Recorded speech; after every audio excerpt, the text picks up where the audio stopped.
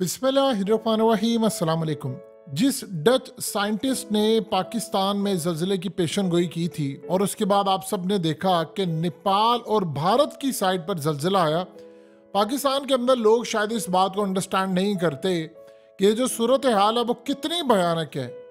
बहुत बड़े जल्जले से पहले ये इर्द गिर्द या पाकिस्तान ये जो एरियाज में जल्जले आ रहे हैं ये बड़ा तबाहकुन है। अब जो उन्होंने लेटेस्ट पेशन गोई की है वो पहले से ज़्यादा ख़तरनाक है और वो बड़ी ही अजीबोगरीब है, जिसमें उन्होंने ये बताया है कि ख़ास तौर पर ये जो आप देख सकते हैं पिंक कलर के जो मार्क्स हैं, यहाँ पर बदतरीन जल्जला आएगा। और अगर आप गौर करें तो कुछ तो पानियों में है, लेकिन जो अहम तरीन चीज़ है उसमें एक बड़ा हिस्सा तो ख़ास तौर पर ईरान में है, जहाँ पर ईरान में जल्जला आएगा। और फिर अगला जिस साइड पर आता है वो है तुर्की, जॉर्जिया, इराक और शाम का भी कुछ हिस्सा और आज़रबाईजान, और उसके अलावा उसमें ईरान तो शामिल है। अब आप अगर गौर करें तो तुर्की में फिर जल्जले की पेशन गोई है उनकी, लेकिन इस दफ़ा जो पेशन गोई है वो उसमें जो सबसे ज़्यादा ख़तरनाक सूरत हाल है। आप जानते हैं कि पाकिस्तान के बलूचिस्तान के अंदर ये जो उन्होंने पेशन गोई की थी ये असल में पैनिक फैला हुआ था। हमारे यहाँ पर स्टिल अभी तक हाई अलर्ट है और हमने मशक़ें भी शुरू की, क्योंकि किसी को नहीं पता। तुर्की ने रिजेक्ट किया था तो उनके साथ देखिए क्या असर हुआ। अब सबसे ज़्यादा इसमें जो अहम तरीन चीज़ है वो तुर्की और ये बाकी जगह, कभी कभार ऐसा होता है कि दिखाना किसी जगह और होता है और किसी जगह और जल्जला आ जाता है। अगर हम देखें तो ईरान का जो एरिया है जहाँ पर अगर चाहे तो कुदरती तौर पर दिखाने की कोशिश होगी तो यहाँ पर जल्जला आ सकता है। ईरान का सबसे बड़ा मसला ये है कि ईरान का जितना न्यूक्लियर प्रोग्राम है वो सारा पहाड़ों के अंदर है, वो ज़ेरे ज़मीन है। तो वहाँ पर उसको ऊपर से कोई एटमी हमला या कोई ऐसी चीज़ कर गया, मिसाइल मार के उसको तबाह करना फ़िलहाल जो है वो एक नामुमकिन सी चीज़ नज़र आती है। लेकिन वहाँ पर जो सबसे ज़्यादा अहम तरीन बात है, देखिए हालिया मोहम्मद बिन सलमान ने एक इंटरव्यू में कहा था कि अगर ईरान न्यूक्लियर ताकत बनेगा तो फिर सऊदी अरब भी बनेगा, और बात उनकी बिल्कुल ठीक थी। जाहिर सी बात है खित्ते के अंदर तवाज़ुन जब बिगड़ता है, फिलहाल तो उन्होंने दोस्ती की है, लेकिन जाहिर सी बात है जब आप इस तरह की आज आप किसी के साथ अच्छे ताल्लुकात रखते हैं ये तो बड़ी अच्छी बात है, लेकिन आपको अपने मुल्क का भी सोचना है। तो जब सऊदी अरब एटमी प्रोग्राम हासिल करने की कोशिश करेगा तो जाहिर सी बात है इसराइल से तो हजम नहीं होगी ये बात। तो इस सारी सूरत हाल में इसराइल ये चाहेगा कि मुस्लिम कंट्री के अंदर दो मुस्लिम ममालिक जो हैं वो भी एटमी ताकत बन जाए। पहले तो पाकिस्तान है, फिर उसके बाद सऊदी अरब बन जाए, फिर उसके बाद ईरान बन जाए। इसी तरह जब बाकी ममालिक देखेंगे वो कहेंगे कि अच्छा ये सूरत हाल है तो बाकी भी देखा देखी कहेंगे हम भी बनेंगे। तो सबसे पहले जो खतरा इस जल्जले से पैदा ये हो सकता है कि अगर ये जल्जला आया तो ईरान की जितनी ज़ेरे ज़मीन न्यूक्लियर पावर प्लांट और ख़ास तौर पर उनका जो एटमी प्रोग्राम है वो जिसके ऊपर वो काम कर रहे हैं वो सारे का सारा तबाह हो सकता है। और ईरान अब तक जितना अपना ख़ास तौर पर मिसाइल, उसकी एक्यूरेसी और ये तमाम चीज़ें जिस पर काम कर रहा है वो आप जानते हैं कि बड़ा ज़बरदस्त है। आपको याद होगा कि ईरान के ख़ास तौर पर मिसाइल का रुख मोड़ कर अमेरिका और दूसरी ताकतों ने एक जहाज़ को तबाह कर दिया था। अब यहाँ पर जो असल में सूरत हाल पैदा हो रही है वो कुछ इसी तरह की है। ये बड़ी तबाहकुन सूरत हाल हो सकती है कि ईरान आंखों में खटकता है। जाहिर सी बात है ईरान ने अमेरिका से जंग मोल ली हुई है, वो अमेरिका के ख़िलाफ़ है, वो इसराइल के ख़िलाफ़ है, वो हमास को सपोर्ट करता है, वो ख़ास तौर पर लिबनान को भी सपोर्ट करता है, हिजबुल्ला को भी वो बैक करता है, और इसराइल के ख़िलाफ़ जितनी जंग होती है उसमें वो करता है बैक। अब जब सऊदी अरब ने दोस्ती की तो इनको तो हजम नहीं हुई। अब सबसे बड़ा काम ये है कि अगर जल्जले के आसार जो है वो ईरान के अंदर स्पेशली आ रहे हैं, तुर्की में भी आ रहे हैं, बाकी जगहों पर भी आ रहे हैं, लेकिन अगर ईरान के अंदर ये जल्जला आता है तो फिर एक बात आप ज़हन में रखिएगा, ईरान की सारी जितनी ज़ेरे ज़मीन एटमी प्रोग्राम या उसकी जो मिसाइल का प्रोग्राम है वो सारा दरम भरम हो जाएगा। पहले भी कई दफ़ा इसराइल के ख़ास तौर पर तैयारे आए, F-35 तक आए जो कि डिटेक्ट नहीं होते। असल में अमेरिका के पास जो F-35 है वो चाहे अमेरिका की एयरफोर्स इस्तेमाल करती है, लेकिन जो F-35 इसराइल के पास है वो तो अमेरिका के पास भी नहीं, वो अपग्रेडेड है। उसके अंदर उन्होंने इतनी मॉडिफिकेशन की हुई है, इतना उसको एडवांस बनाया, क्योंकि राफेल जो ख़ास तौर पर F-35 के हवाले से अभी तक नहीं कर सका वो यही चीज़ है कि लॉकहीड मार्टिन का जो F-35 है वो असल में जो इसराइल है वो उसके पार्ट्स भी बनाता है, यानी F-35 के कुछ हिस्से जो है वो इसराइल बनाता है। तो इसराइल ने काम ये किया कि अमेरिका से वो लेकर उसने उसको अपग्रेड किया, इस लेवल पर किया कि वो डिटेक्ट ही नहीं हो पाते। वो ईरान के अंदर जाता है, उसकी न्यूक्लियर फैसिलिटीज को तबाह करता है और वापस चला जाता है। और कई दफा ऐसा हुआ है कि उन्होंने ईरान को 8-8, 10-10 साल पीछे धकेल दिया, यानी 2010 में हमला करें, 2012 में करें, कभी फलाना करें। और ईरान के पास भी इतनी टेक्नोलॉजी थी, उन्होंने अमेरिका के ड्रोन्स को हैक करके उतार लिया। तो ये असल में इस तरह की टेक्नोलॉजी जो है। लेकिन इस सारी सूरत हाल में अगर जलजिला यहाँ पर आता है तो वो ईरान का निज़ाम धर्म भरम हो जाता है। क्योंकि एक बात ज़हन में रखिएगा, ईरान इस वक्त खड़ा हुआ है रूस के साथ। आप जानते हैं कि रूस का वो सैटेलाइट भी इस्तेमाल करता है। ईरान हब है इस वक्त सबसे बड़ा चाइना के लिए, चाइना उसको सपोर्ट करता है। चाइना ने बात कहा था कि ईरान असल में एक कॉल के ऊपर झुकने वाला मुल्क नहीं है। उसे किसको सुनाया था ये आप अच्छी तरह समझ सकते हैं।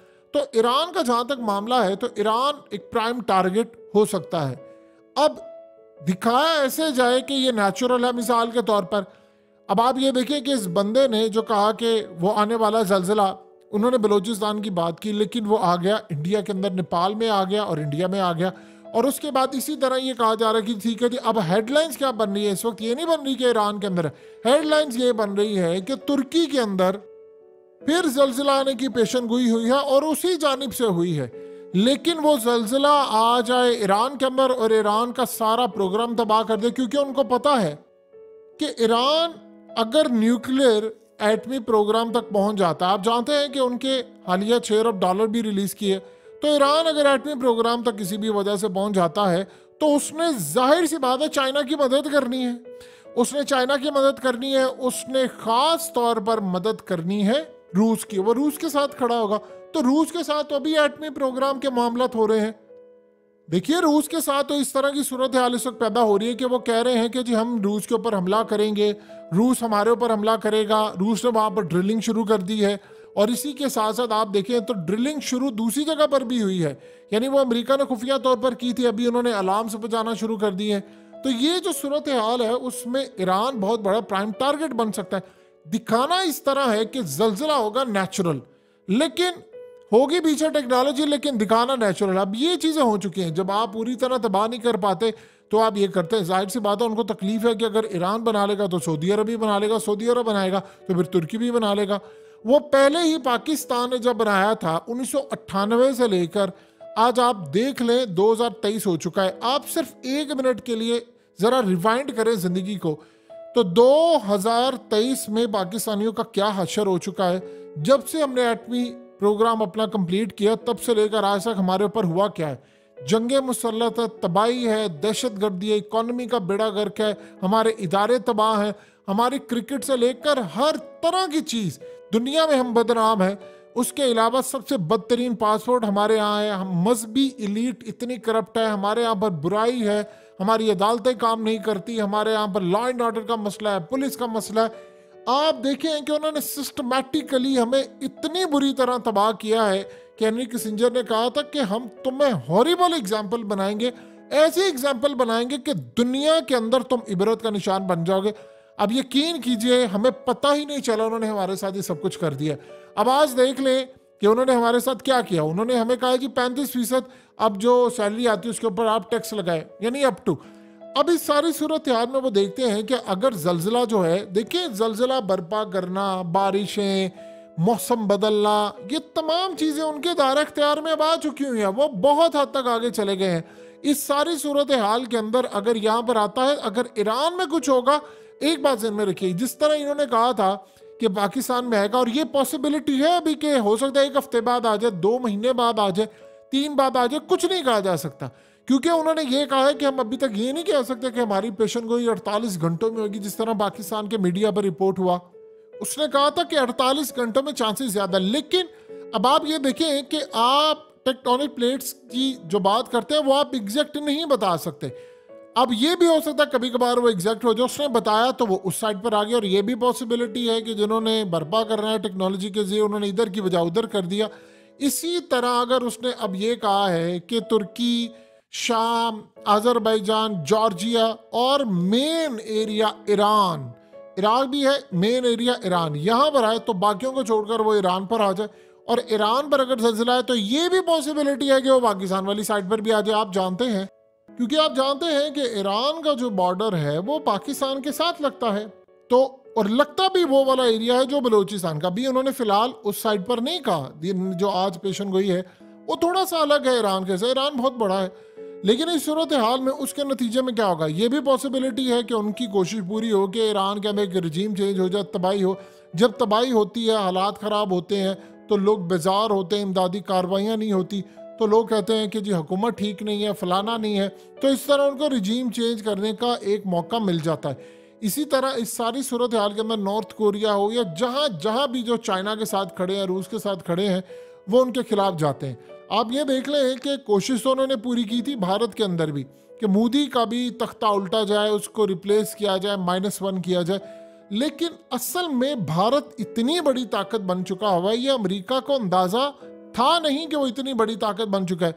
यानी भारत को उन्होंने खड़ा किया, सब किया, उन्होंने सोचा कि कल को हम इसको जो कहेंगे वो करेंगे। एक बात आप ज़हन में रखिएगा, अमेरिका हर एक को खड़ा नहीं कर सकता। भारत ने अपनी मदद भी की है, अपनी मेहनत भी की है, उनका सब कुछ है, अमेरिका ने उसको सपोर्ट ज़रूर किया है, लेकिन आप जब तक खुद खड़े नहीं ना होते, कोई आपको खड़ा नहीं कर सकता। तो ये इस सारी सूरत हाल के अंदर जो ज़ल्ज़ला इस दफ़ा जो पेशन गोई है, अल्लाह कभी भी ना करे ईरान पर आए, तुर्की पर आए, दुनिया में कहीं भी नहीं आना चाहिए, ये ज़हन में रखिएगा। जो इंसान ये समझता है कि मुसलमानों पर ना आए, बाकी जगह पर आए, यकीन कीजिए वो भी इंसानियत का दुश्मन है। कहीं भी कोई भी तबाही आती है, बेचारे मासूम लोग मरते हैं, वहाँ पर लोग अपने प्यारों को छोड़ते हैं। तो लिहाजा इस सारी सूरत हाल में लेकिन नज़र रखनी है इवेंट के ऊपर कि अब से लेकर अगले चंद महीनों तक कहाँ कहाँ किस तरह की तबाही आ सकती है, और ये बड़ी तबाहकुन हो सकती है। और इस सारी सूरत हाल के अंदर पाकिस्तान को भी मुकम्मल तौर पर हाई अलर्ट रहना चाहिए, क्योंकि हालात ये बता रहे हैं कि पाकिस्तान और उसके इर्द गिर्द जो हो रहा है वो बड़ा तबाहकुन है। क्या सूरत हाल होगी, कैसे होगा, ये तो आने वाला वक्त बताएगा।